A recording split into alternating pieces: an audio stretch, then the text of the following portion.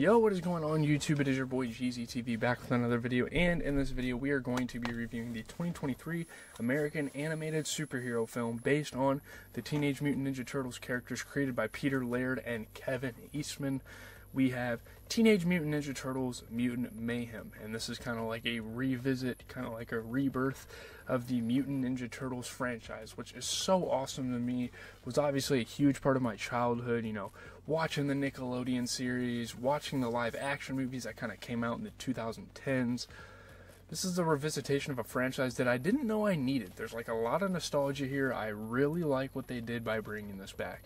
And I get that this is catered towards teenage kids, and I'm obviously years past that, but I really want to relive the TV shows from my childhood anytime that is possible. You know, that era was great for cartoons. I mean, for like Cartoon Network, and especially Nickelodeon. Nickelodeon was killing it throughout my childhood. And I know I'm a little young to be reviewing movies, but shows like Teenage Mutant Ninja Turtles, SpongeBob was still having a heyday, Fairly Godparents, Kung Fu Panda, so many great shows that I remember as a kid. And yeah, I cherish that era of children's television. And again, anytime they revisit that, anytime there's an opportunity to kind of get that nostalgia, it's awesome. Like every time I see a SpongeBob movie, I'll watch it because it brings back a lot of memories. So with that being said, we're going to get into the review. So starting off with the premise, this movie takes us back to the origin story of our beloved mutants, Michelangelo, Leonardo, Raphael, and Donatello, which I loved, by the way. I loved that they took it back to the origin story, and they're kind of starting it off from scratch. You know, this is a really good first movie for this new universe that, you know, Seth Rogen and all of them are kind of creating. But, you know, they turn into mutants by an ooze. We all know that. I mean, if you watched the show as a kid, or you watched any of the live action movies, you know exactly, especially like the 90s ones, you know exactly what happened and how, you know, the mutants came to be. So as they're growing up and becoming teenagers, they start to fall in love with the human world and long to live a normal life, which is another really good aspect. And there's a lot of, again, I'll talk about some positives, I'll discuss some aspects of this film, but there's a lot of dope stuff to take away from this film, a lot of like a representation of society, so it's great. In order to, you know, live a normal life, they must take out a mutant similar to themselves, Superfly, played by amazing Ice Cube, who's seeking world domination and human destruction. So if the Turtles take him down, they could be valued in the city as crime fighters and good people. They could be seen as local heroes. You know, they want their name out there. They want to have a good reputation. They don't want people to just see them and freak the fuck out like any normal human would. So they meet April O'Neil, the only human that seems to understand them, and use her as a tool to accomplish their mission. So, you know, April O'Neil, obviously a huge part of the franchise, and she makes her debut here in this opener of this, you know, spin-off. So let's get into the good, the bad, the okay, and give it a rating. So getting into the good, starting off with the good, this movie is quite a good time, and I think the way they present it is really cool. The way they decide to, you know, take the story, you know, the directions they go in, I think it's pretty awesome. I think it's pretty admirable. I think it's something that, and it caters to a lot of age groups. I think it's something that a lot of people could really understand and get behind. It's adventurous.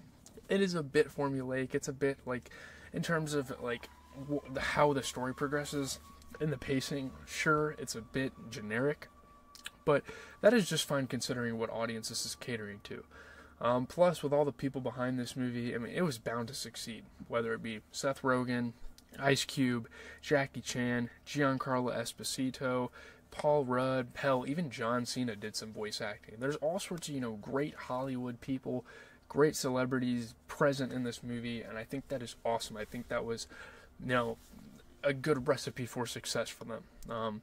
It's actually impressive how they were able to cater, again, to every generation of fans, whether you were there for the 90s, whether you were there for the, you know, 2010s with Nickelodeon, whether you were there for the later live-action movies, all that stuff. And the movie is also relatable for everyone, because at least at one point in our lives, we were teenagers, and we had the same desires the Turtles have in the film, like acceptance and, you know, being cool. It's something people can get behind. It's something that people can relate to.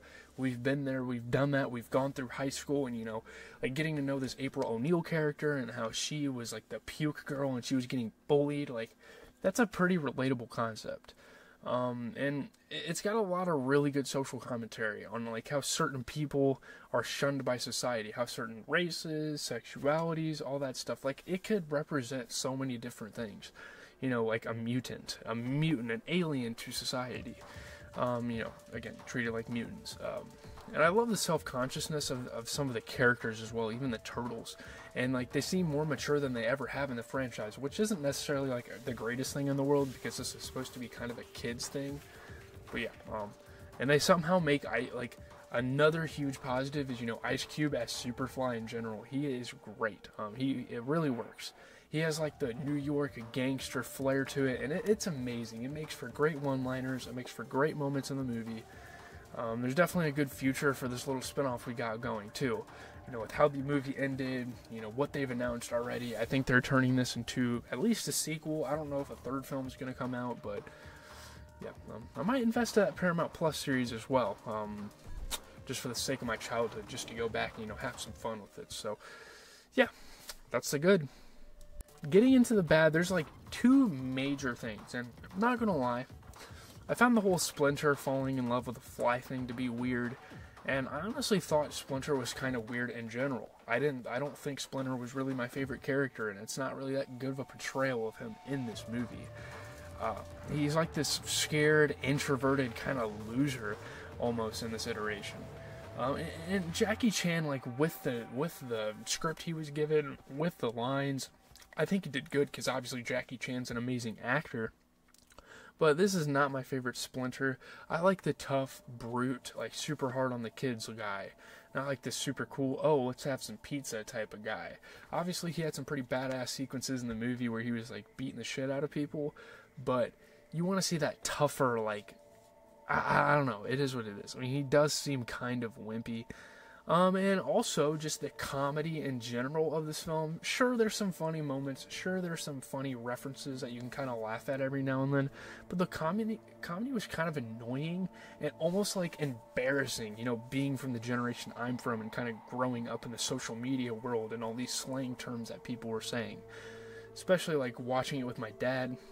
Now, obviously, my dad didn't really understand the humor and he wasn't really that invested in the movie and like what they were talking about, and he didn't look at it as funny, but things like saying Riz and referencing New York stereotypes, like the whole Ock and Tim's, it somehow felt like racist to New Yorkians. I don't know. I don't really know how to explain it. I was not a huge fan of it.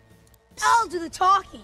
Hey, I'm a gangster. I got my puff and my Timbs. I need my bacon, egg, and cheese, too. You got the good Superfly? Bacon, egg, and cheese. Bacon, egg, and cheese. Let me get a bacon, egg, and cheese. It seems like Seth Rogen and the show creators, like, as a dad kind of guy, scrolled through an hour of TikTok, and they used that to, like, sum up teen humor, and they just used the comedy almost in, like, a dad joke type of way, like the delivery, the subject matter, some of the jokes they were just using. It was weird. It was, like, super cringy.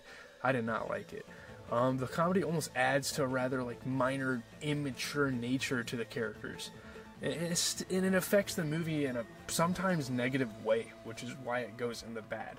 And I know I said these characters are mature, but there's definitely aspects to them. I get it. You're teenagers. You're going to tell jokes. You're going to have fun with your friends and your brothers and all that stuff. But why do we have to use some of the jokes we used? It was weird, but let's get into the okay. I would say there's one okay mixed aspect of this movie. And most people love this aspect of the movie, but I was very mixed on this kind of sloppy animation style they went for with this movie. And it's not like terrible, it's not like absolutely gruesome, which is why I'm not putting it in the bad. But it's not good either, and it's something that can kind of get intolerable at times. Again, it doesn't negatively affect the movie, but this animation style just wasn't it. I think like mostly just like the random squigglies in the background. And I don't know. I understand they want to be different, but if you're going to make an animated TMNT movie, like, use the style that the Nickelodeon series used. Like, I get it, you know, you want to have a different story, you want to be unique in that aspect. And sure, some of the animations, some of the sequences looked fucking cool, But I don't like that sloppy, scribbly stuff. Like, it looks like a kindergartner drew that. And they damn near might have. Like, the explosions, like... I'm not a huge fan of it. It's really not that serious, but still. It's not horrible. Could be better. I'm not looking for, like, a Pixar film. I'm not looking for that high of, like, a budget of animation, but it definitely could have been cleaner, so let's get to the rating. So getting into the review, pull up that tier list. It's been a while since I've really sat down and watched an animation film. I think it's probably been since, like, Soul, the Disney movie Soul, which I absolutely loved. And I will say, this is a satisfactory experience. And with that being said, you guys already kind of know what I'm going to give it. Somewhere in the 7s. We're giving this a 7.1 out of 10. And it wasn't overwhelmingly good. And, sure, there are some flaws. But overall, I wouldn't necessarily mind checking out the second one.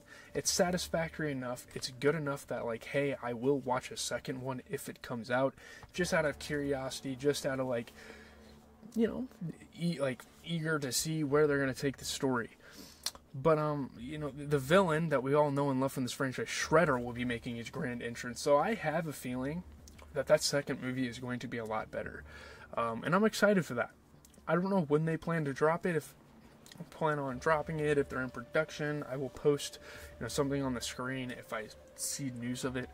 But I think that's pretty much going to do it. Hopefully you guys enjoyed. This is a pretty damn good movie, like, especially if you're a teenager, especially if you're a kid, and obviously kids don't really watch movie reviews, but if this is your cup of tea, if you like the Nickelodeon series, if you get the humor and you like animation films, sure, this is going to be a lot of fun. Is it the greatest film in the world? No. Is it even the greatest animation film in the world? Definitely not. So, with that being said, it's your boy GZTV. I am out. Giving the content schedule for the week. Wednesday, we're going to be reviewing the 40-year-old version. Again, getting into some comedy. And on Thursday, we're going to do There's Something About Mary. All sorts of comedy classics coming up. We're going to watch Saw X next weekend. It's going to be a great time. So make sure you stop by and check out some movie reviews. Let me know in the comments how you feel. I'm out.